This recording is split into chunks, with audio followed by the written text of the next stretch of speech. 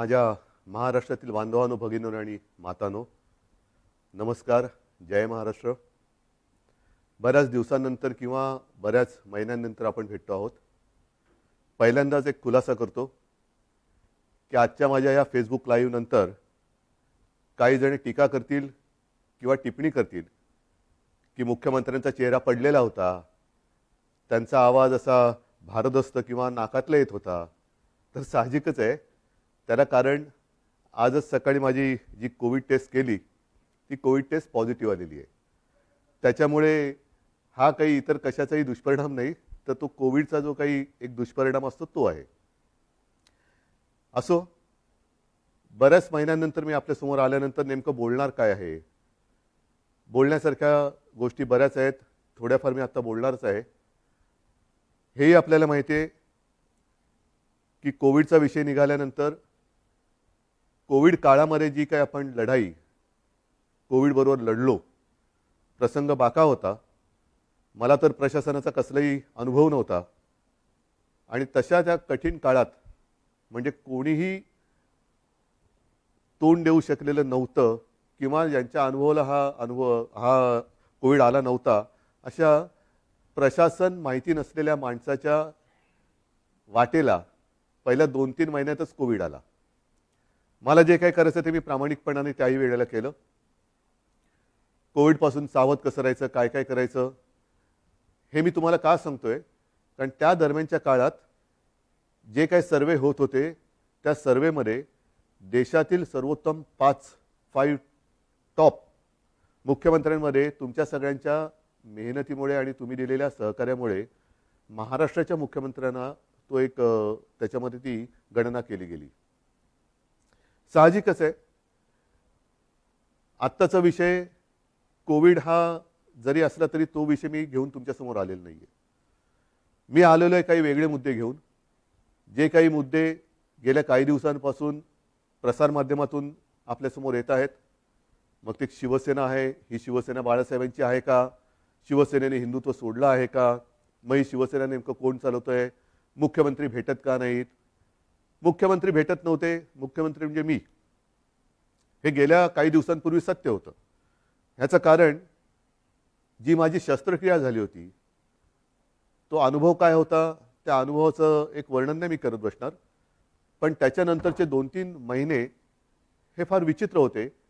मी कोणालाही भेटणं शक्य नव्हतं, म्हणजे भेटू शकत नव्हतो.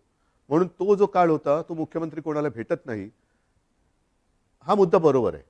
पण त्याच्यानंतर मी आता भेटायला सुरुवात केलेली आहे. जी काही कामं, बरं असंही नाही की मी भेटत नव्हतो म्हणजे कामं काही होत नव्हती.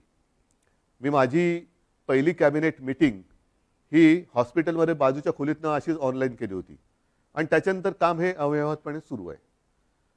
शिवसेना म्हणाल तर शिवसेना आणि हिंदुत्व हे दोन घट्ट एकमेकांमध्ये गुंफलेले जोडलेले हे शब्द आहेत. शिवसेना कदापि हिंदुत्वापासून आणि हिंदुत्व कदापि शिवसेनेपासून दूर होऊ शकत नाही. कारण शिवसेना प्रमुखांनी जो एक कानमंत्र दिलेला आहे की हिंदुत्व हा आमचा श्वास आहे. म्हणूनच गेल्या एक 8-15 दिवसापूर्वी आदित्य, एकनाथ शिंदे, त्यांच्याबरोबर आपले काही आमदार, खासदार, मंत्री हे अयोध्येला जाऊन आले. हिंदुत्वासाठी काय काय केले, कोणी कोणी काय काय केले हेही बोलण्याची आत्ता वेळ नाही आहे.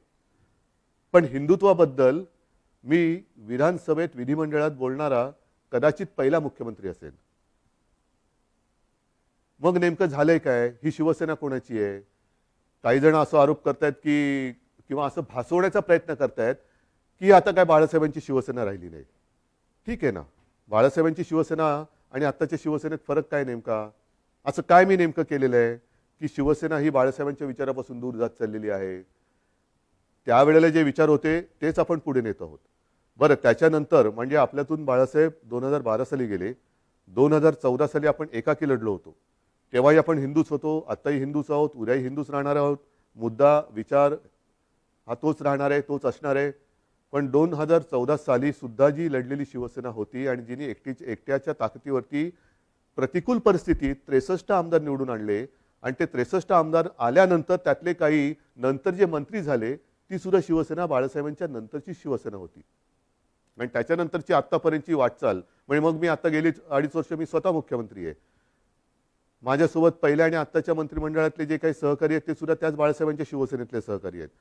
म्हणजेच काय की पहिल्या प्रथम शिवसेना हिंदुत्व, शिवसेना कोणाची, शिवसेनेने हिंदुत्व सोडले का, शिवसेना बाळासाहेबांची राहिली नाही का, मग आम्हाला ती बाळासाहेबांची शिवसेना पाहिजे. मग मधल्या काळामध्ये जे काय सगळं मिळालं ते बाळासाहेबांनंतरच्या शिवसेनेने दिलं, हे मी म्हणेन कृपा करून लक्षात ठेवा. मग आता मुद्दा काय आहे की सध्या राज्यामध्ये काय चाललेलं आहे. आपल्याला सर्वांना कल्पना आहे की शिवसेनेचे काही आमदार गायब, अमुक गायब, तमुक गायब, गेले कुठे. पहिले सुरतला गेले, त्याच्यानंतर आता म्हणतात गुवाहाटीला गेले. आता त्यातल्या काही आमदारांचे आपल्याला फोन येत आहेत, आम्हाला इकडे आणले गेले, आम्हाला परत यायचंय. आपल्यामध्ये इथे असलेल्या आमदारांना काही फोन येत आहेत. मला त्याच्यामध्ये जायचंच नाही आहे. हे जे माझं मनोगत आहे ती मी अवघ्या 5 मिनिटात संपवणार आहे. आणि ते एवढ्यासाठी की काल परवा जी आपली एक निवडणूक झाली विधान परिषदेची, त्या विधान परिषदेच्या निवडणुकीच्या आदल्या दिवशी हॉटेलमध्ये सगळे आपले आमदार होते. मी तिकडे गेलो आणि म्हटली काय परिस्थिती, ही कोणती लोकशाही, ज्यांना आपण आपलं मानतो. शिवसैनिक मरवर मरतात, राबतात, निवडून देतात. जनतासुद्धा शिवसेनेच्या विचारावरती विश्वास ठेवून त्यांना निवडून देते. आणि आपली माणसं ह्यांना सुद्धा आपल्याला एकत्र ठेवावं लागतात का. अरे हा कुठे गेला बघा, तो कुठे गेला बघा. मग मध्येच कोणतरी गायब होतो, कुठे गेला होता, नाही मी जरा बाथरूमला गेलो होतो. म्हणजे बाथरूमला गेला तरी संशय. म्हणजे बाथरूमला म्हणजे असं म्हणतात की शंका ठीक आहे, पण लघुशंकेला गेला तरी शंका. ही कुठली ही शाही, ही अशी लोकशाही काय मला आवडणारी आणि पटणार नाही. आणि मला वाटतं बाळासाहेबांनाही पटत नव्हतं आणि आपल्यालाही पटणार नाहीये. मला एक मुद्दा काय सांगायचा आहे की मला कशाचाही अनुभव नसताना जे काय घडलं, मी इच्छेपेक्षा जिद्दीने करणारा माणूस आहे. इच्छा असो वा नसो, पण एकदा जबाबदारी अंगावर आली तर ती जबाबदारी मी पूर्ण जिद्दीने पार पाडण्याचा प्रयत्न करतो. आणि त्याच जिद्दीने मी शिवसेना प्रमुखांना दिलेलं वचन पूर्ण करणारच हा निश्चय मनाशी बाळगून रणांगणात उतरलो. त्यावेळेला मी आपल्यासमोर आलो होतो, आज सुद्धा समोर आलेलो आहे. कोणताही अनुभव नव्हता. आपल्याला तेव्हा नाईलाज झाला, वेगळा मार्ग पत्करावा लागला. काँग्रेस आणि राष्ट्रवादी हे गेले 25-30 वर्ष आपण त्यांच्या विरोधात, ते आपल्या विरोधामध्ये हे लढत आलेलो आहोत. मग त्याच्यानंतर हे जे काय घडलं हे सर्वांना माहिती आहे की काँग्रेस आणि राष्ट्रवादीने, विशेषतः पवार साहेबांनी, ती बैठक आमची तिन्ही पक्षाची झाली. त्या बैठकीमध्ये सगळं ठरलं. आणि ते ठरल्यानंतर मला त्यांनी सांगितलं की उद्धव जरा 1 मिनिट बोलायचं आहे. म्हटलं काय बोलायचं, आता ठरलंय सगळं. नाही 1 मिनिट. आणि बाजूला खोलीत गेल्यानंतर त्यांनी सांगितलं की उद्धव हे सगळं ठीक आहे, पण जबाबदारी तुम्हाला घ्यावी लागेल. म्हटलं का. तर तसं नाही म्हणे, आमच्याकडे पण ज्येष्ठ लोक आहेत, काँग्रेसकडे पण ज्येष्ठ लोक आहेत, आणि शिवसेनेकडनं जर तुम्ही नसाल तर ते पुढे चालणं हे कठीण आहे. मी म्हटलं पवार साहेब काय मस्करी करता का. मी आत्तापर्यंत महापालिकेत सुद्धा महापौर जिंकल्यानंतर अभिनंदन करायला जातो. म्हणजे साधा महापालिकेत न गेलेला माणूस मुख्यमंत्री कसा होणार. ते बोलले नाही तुम्हाला हे करावं लागेल. ठीक आहे, जिद्द केली, जिद्द. मग पवार साहेबांनी, सोनिया गांधींनी विश्वास टाकला माझ्यावरती. सोनियाजी सुद्धा मध्ये कधीतरी आपुलकीने फोन करत असतात, विचारत असतात. एक गोष्ट लक्षात घ्या की कोणताही अनुभव नसलेला माणूस इकडे बसवणं, त्याच्या मागे नुसता स्वार्थ हा विचार नाहीये. पण एक राजकारण म्हटल्यानंतर राजकारण कुठेही कसंही वळण घेऊ शकतं, पण त्या वळणाला सुद्धा अर्थ पाहिजे. उगाच काहीतरी रडकुंडीचा घाट जो म्हणतो ना, तिकडनं पोलादपूर पासून आपल्या ह्याला महाडपासून वरती महाबळेश्वरला जाताना रडकुंडीचा घाट, जो वळण वळण वळण वळण म्हणजे गाडी चालवता चालवता गाडीचा चालक हा रडकुंडीला येतो. तसं हे वळणदार राजकारण कोणाच्याच उपयोगाचं नाहीये. आजपर्यंत ह्या सगळ्यांनी मला खूप सहकार्य केलेलं आहे. प्रशासनाने तर कमाल केलेली आहे. प्रशासनाने तर मला सांभाळत काय योग्य काय अयोग्य हे सुद्धा सांगण्याचा प्रयत्न केलेला आहे. आज मी नेमकं काय बोलणार आहे, मला दुःख कशाचं झालेलं आहे, आश्चर्य कशाचं वाटलेलं आहे, धक्का कशाचा बसलेला आहे की काँग्रेस आणि राष्ट्रवादी म्हणाली की आम्हाला मुख्यमंत्रीपदी उद्धव ठाकरे नकोत. तो त्यांचा विचार आहे. दोन्ही पक्ष स्वतंत्र आहेत. ठीक आहे, सत्तेच्या तडजोडीसाठी आपण एकत्र आलो होतो असं जे काही इतर जण म्हणतायत, त्यांच्याप्रमाणे सत्तेच्या साठी आपण एकत्र आलो होतो. पण आज सुद्धा सकाळी कमलनाथजींनी मला फोन केला होता. कालच सकाळी शरद पवारजींनी फोन केला. मला म्हणाले उद्धव आम्ही तुमच्या सोबत आहोत. हा त्यांच्या भरोश्याचा विषय. पण त्यांनी भरोसा माझ्यावरती ठेवल्यानंतर माझ्याच लोकांना जर मी मुख्यमंत्रीपदी नको असेल तर काय करायचं, हा मोलाचा प्रश्न आहे. माझीच लोक म्हणत असतील की ते ठीक आहे, त्यांना हवे असतील पण आम्हाला तुम्ही नको. मग मला हेच म्हणायचं आहे की समजा माझ्या लोकांना, म्हणजे मी माझं म्हणतोय ते मला आता माझं आपलं मानतात की नाही मला माहिती नाही, कारण ते माझ्यासमोर नाही आहेत. तर तुम्ही इथे येऊन बोलायला काय हरकत होती?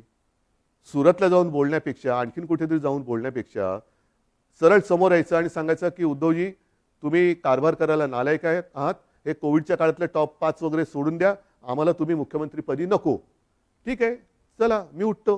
आणि आज सुद्धा मी तुम्हाला सांगतो, जर त्याच्यापैकी एकाही आमदाराने समोर येऊन मला सांगितलं किंवा जर त्यांनी स्टेटमेंट दिलं की उद्धव ठाकरे मुख्यमंत्री पदावरती नकोत, तर मी आत्ता मुख्यमंत्री पदाचा राजीनामा द्यायला तयार आहे. आणि ह्याच्यावरती विश्वास नसेल तर आज आपली फेसबुक लाईव्ह झाल्यानंतर आज संध्याकाळपासून मी माझा मुक्काम वर्षावरनं मातोश्रीला हलवत आहे. मला कोणताही मोह नाही. मी ओढून ताणून खुर्चीला चिकटून बसणारा नाही. मी शिवसेना प्रमुखांचा पुत्र आहे. कोणताही मोह मला खेचू शकत नाही, अडवू शकत नाही, थांबवू शकत नाही. पण हे माझ्या समोर येऊन बोला. उगाच काहीतरी शिवसेनेशी आम्ही गद्दारी करणार नाही, पण ही शिवसेना आहे आमची शिवसेना, कशाला तुम्ही हे करताय? या सगळ्या करण्यावरनं नुकसान कोणाचं होतं आहे? एक जी गोष्ट आपण लहानपणापासून ऐकत आलेलो आहोत, कुऱ्हाडीचा दांडा गोतास टाळ, तीच परिस्थिती ही आहे. ती काही जणांना ही म्हण माहिती आहे, पण त्या म्हणीमागची गोष्ट नाही माहिती आहे. ती गोष्ट अशी आहे की एकदा एका जंगलामध्ये एक लाकूड तोड्या झाड तोडत होता, म्हणजे त्याच्या कुऱ्हाडीचे घावच घालत होता. सगळे पक्षी त्याच्यावरती राहणारे हे कासावीस झाले की आपला आसरा असलेले हे झाड आता तुटणार, कोलमडून पडणार. पण त्याहीपेक्षा हे घाव घालत असताना या झाडाला वेदना किती होत असतील, म्हणून ते पक्षी त्या झाडाशी बोलायला लागले. आपल्याला निसर्गाची भाषा येत नाही, पण निसर्ग एकमेकाच्या भाषेत बोलत असेल. तर पक्षी त्याच्याशी बोलायला लागले झाडाला की दादा तुला खूप दुखत असेल ना रे, खूप वेदना होत असतील ना रे, की तुझ्यावरती हे कुऱ्हाडीचे घाव पडतायत. झाडाने काय उत्तर द्यावं की मला वेदना होत आहेत, दुःख होतंय, पण ते घाव पडतायत म्हणून होत नाहीये. तर हा लाकूड तोड्या ज्या कुऱ्हाडीने घाव घालतोय, त्या कुऱ्हाडीचं लाकूड हे माझ्या फांदीचं लाकूड आहे, त्याच्या मला वेदना जास्त होत आहेत, त्याच्या वेदना जास्त होत आहेत. हेच आज चाललेलं आहे, हेच आज चाललेलं आहे. कुऱ्हाडीचा दांडा हा आपला जे गोतास काळ, म्हणजे आपली जी राजकारणातली जन्मदात्री आहे, शिवसेना आहे, तिच्यावरती तिचंच लाकूड वापरून घाव कोणी घालू नका. या समोर बसा, मी देतो राजीनामा. चला, मी तुमच्या हातामध्ये आज मी माझ्या राजीनाम्याचं पत्र तयार करून ठेवतो आहे. जे आमदार गायब आहेत किंवा त्याने गायब केलेलं आहे त्यांनी यावं आणि माझ्या राजीनाम्याचं पत्र घेऊन राजभवनमध्ये जावं. मी का नाही जात? कारण मला कोविड झालंय. त्यातून राज्यपाल महोदय म्हणाले की उद्धवजी को खुद को आने दो, चलो मैं भी आने के लिए तैयार हूं. मी यायला तयार आहे.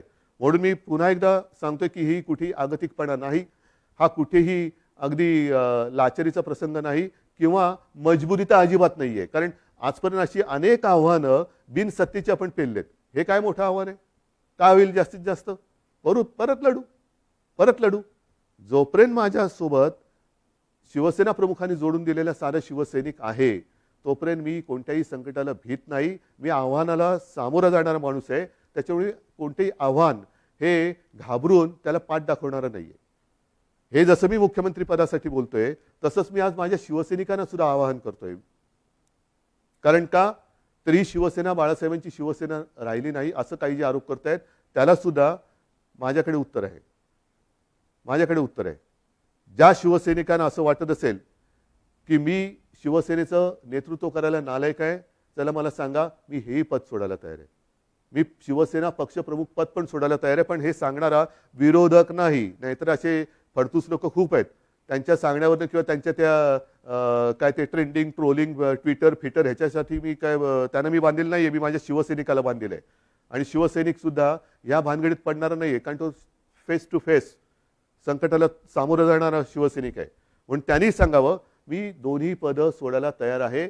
पण मी मुख्यमंत्रीपद सोडल्यानंतर जर शिवसेनेचा मुख्यमंत्री होत असेल, मला आनंदाने मान्य आहे. पण त्याही पलीकडे जाऊन केवळ मी मुख्यमंत्री नको, दुसरा कोणी असला तरी चालेल, पण शिवसेनेचा म्हणजे उद्धव ठाकरे मुख्यमंत्री नको, दुसरा कोणी चालेल, चला तेही मला मान्य आहे. पण एकदा मला समोर येऊन सांगा. हे इकडून तिकडून नाही, आमचं तुमच्याबद्दल काहीच म्हणणं नाही आहे. पण तसं नसेल तर जोपर्यंत मी खुर्ची अडवून ठेवले तोपर्यंत काय होणार? काहीच होणार नाही. म्हणून एकदा ठरूया, तुम्ही या किंवा तिकडनं फोन करा, आणि सांगा की तुमचं आम्ही फेसबुक लाईव्ह पाहिलं, चॅनलच्या माध्यमातून पाहिलं, फेसबुकच्या माध्यमातून पाहिलं. आम्हाला तिकडे यायला संकोच वाटतो, पण तुम्ही म्हणालात त्याच्याप्रमाणे तुम्ही आम्हाला नकोत. हे स्पष्ट सांगा. मी या क्षणाला मुख्यमंत्रीपद सोडायला तयार आहे. या क्षणाला मी मुख्यमंत्रीपद सोडायला तयार आहे. आणि म्हणून बांधवांनो आणि भगिनीनो एकच सांगेन, शेवटी पदं येत असतात, पदं जात असतात. आयुष्याची कमाई काय? पदं नसतात.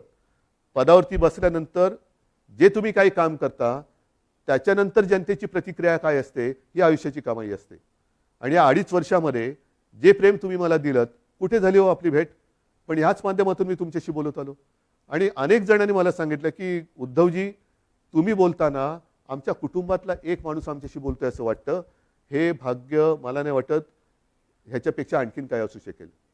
ज्यांची ओळख पाळख नाही, दूर कुठेतरी राहतात, अगदी मुंबईत राहिले तरी भेटीचा कधी योग येईल असाही भाग नाही आहे. पण या माध्यमातून जेव्हा मी तुमच्याशी बोलतोय तेव्हा तुम्ही आमच्या कुटुंबातले वाटतात. हीच तर आयुष्याची कमाई आहे. आणि आयुष्याची कमाई माझ्यासाठी तरी भरपूर आहे. मुख्यमंत्रीपद हे तेव्हा अनपेक्षितपणाने आलं. आत्तासुद्धा मी यायला चिकटून बसत नाही आहे.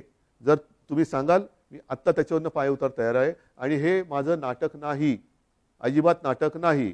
कारण नाहीतर म्हणतील की काय हे असं करायचंच होतं. नाही, मला काय म्हणायचं आहे की तुम्ही संख्या किती कोणाकडे आहे हा गौण आहे विषय माझ्याकडे. शेवटी ही जी काही लोकशाही आहे त्या लोकशाहीमध्ये संख्या ज्यांच्याकडे अधिक असते तो जिंकतो. मग ती तुम्ही संख्या कशी जमवता? प्रेमाने जमवता, जोर जबरदस्तीने त्या धमक्या दटवण्या देऊन जमवता, हे नगण्य असतं. पण समोर उभी केल्यानंतर डोकी मोजली जातात आणि अविश्वास ठराव मंजूर किंवा अमंजूर होतो. मी ज्यांना माझे मानतो त्यांच्यापैकी किती जण तिकडे गेलेत, किती जण माझ्या विरुद्ध मतदान करतील? नाही. एकाने जरी माझ्या विरुद्ध मतदान केलं तरी ते माझ्यासाठी लाजिरवाणी गोष्ट आहे. आणि म्हणून मला हे एकही मत माझ्यावरती त्यांना अविश्वास ठराव दाखवण्याची वेळ येऊ नये म्हणून त्यांनी मला सांगावं. मी कुठेही त्या नावाचा उच्चार करणार नाही, वाच्यता करणार नाही. तुम्ही सांगा मी मुख्यमंत्रीपद सोडलं, बस. ह्याच्यावर आणखीन काय सांगू? मी माझं मन घट्ट करून तयारीने बसलेलो आहे. मात्र बांधवांना आणि भगिनींना एकच सांगेन की जे प्रेम तुम्ही आजपर्यंत दिलं, उद्या मी सांगितलेलंच आहे की मुख्यमंत्रीपदी माझी राहायची अजिबात इच्छा नाही. पण त्याच्यानंतर सुद्धा जेव्हा जेव्हा आपली भेटगाठ होईल ती मात्र जसा मी फिरत जाईन तशी प्रत्यक्ष होईल. तेव्हा मात्र तुम्ही हे दाखवत असलेलं प्रेम हे सदैव असंच कायम ठेवा एवढीच विनंती करतो. धन्यवाद. जय हिंद, जय महाराष्ट्र.